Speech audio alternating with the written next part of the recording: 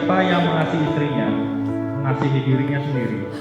Sebab tidak pernah orang membenci tubuhnya sendiri, tetapi mengasuhnya dan merawatinya, sama seperti Kristus terhadap jemaat.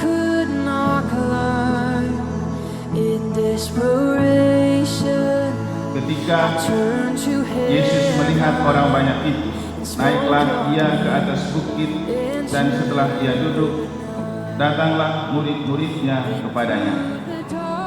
Maka Yesus pun mulai berbicara dan mengajar mereka, katanya, "Berbahagialah orang yang miskin di hadapan Allah, karena merekalah yang mempunyai kerajaan surga. Berbahagialah orang yang berduka cita, karena mereka akan dihibur.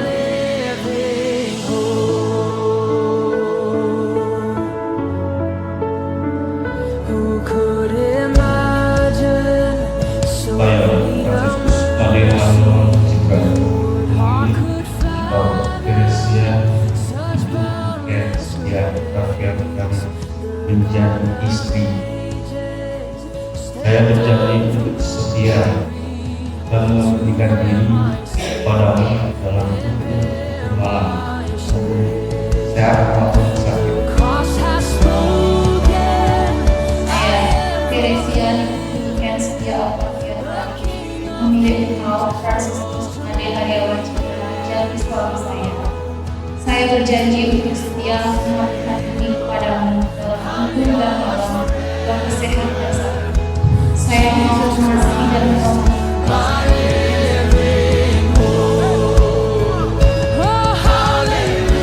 Teresia dan itu berikan setia atas keadaanmu.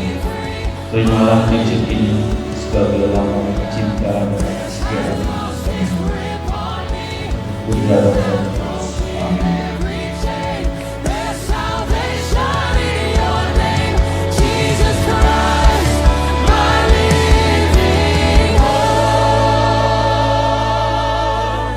Jarang terjadi di paroki kita orang menikah dengan diselubungkan wajahnya. Tahu artinya ini?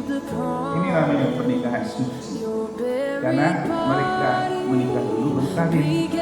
Selama ini kita menikah banyak orang yang tidak pakai selubung karena mereka kawin dulu baru menikah.